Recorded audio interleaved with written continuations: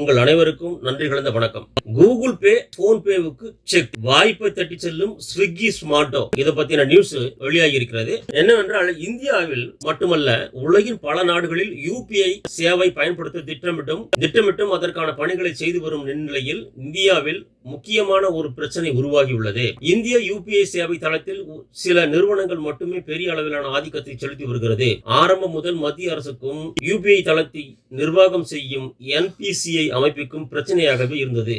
அதிலும் குறிப்பாக வெளிநாடு நிறுவனங்கள் மோனோபோலியாக இருப்பதை கடுமையாக எதிர்க்கிறது. யூபிஐ சேவை தளத்தில் இருக்கும் நிறுவனங்களுக்கு சந்தையில் அதிகப்படியாக 30% வர்த்தகத்தை பெற வேண்டும் என கட்டுப்பாட்டை நடைமுறைப்படுத்த வேண்டும் என மத்திய அரசிடம் கோரிக்கை வைத்து வருகிறது. இது நடைமுறைப்படுத்தப்பட்டால் பல புதிய நிறுவனங்களுக்கு வாய்ப்புகள் உருவாகும். கூகுள் பே மற்றும் போன்பே இந்திய பேமெண்ட் தளத்தில் வெளிநாட்டு நிறுவனங்களான கூகுள் பே மற்றும் போன்பே ஆரம்பம் முதல் ஆஃபர் போனஸ் தொகை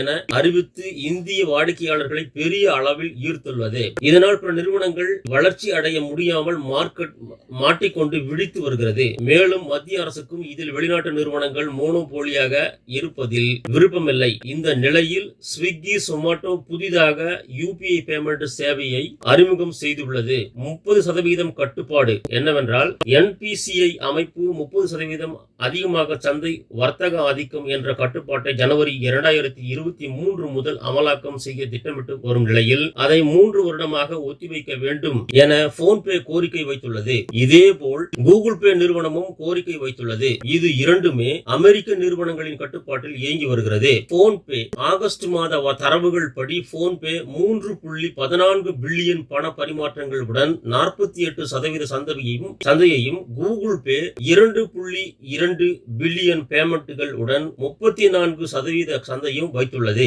இதுல ஒண்ணு வாட்ஸ்அப் பே. சமீபத்தில் அறிமுகமான வாட்ஸ்அப் பே 1% குறைவான சந்தையை மட்டுமே பெற்றுள்ளது. பேடிஎம் 871 மில்லியன் பேமெண்ட்கள், அமேசான் பே 62 மில்லியன் பேமெண்ட்களை பெற்றுள்ளது.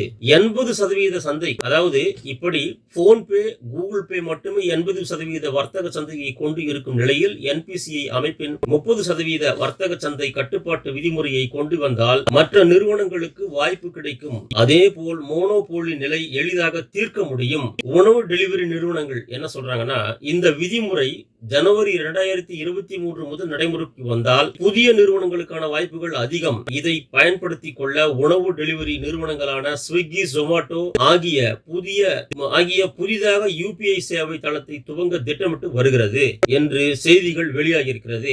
மக்களாகிய நீங்கள் தான் தெரிந்து கொள்ள வேண்டும். பிற முக்கிய செய்திகளையும் இந்த சேனலை தெரிந்து கொள்ள எங்கள் சேனலை சப்ஸ்கிரைப் செய்யுங்கள், மற்றவர்களுக்கு ஷேர் செய்யுங்கள். புதிதாக பார்த்து கொண்டிருக்கும் நபர்கள் சப்ஸ்கிரைப் செய்து பெல் பட்டனையும் அழுத்துங்க. அப்பதான் அடுத்தடுத்து போட போற வீடியோவும் உங்களுக்கு வந்து சேரும் அப்படிங்கிறது என்னுடைய தகவல். நன்றி. மீண்டும் அடுத்த வீடியோவில் ஒரு புதிய தலைப்புடன் உங்களை வந்து சந்திக்கிறேன். அதுவரை உங்களிடமிருந்து விடைபெறுவது உங்கள் KPN. நன்றி, வணக்கம்.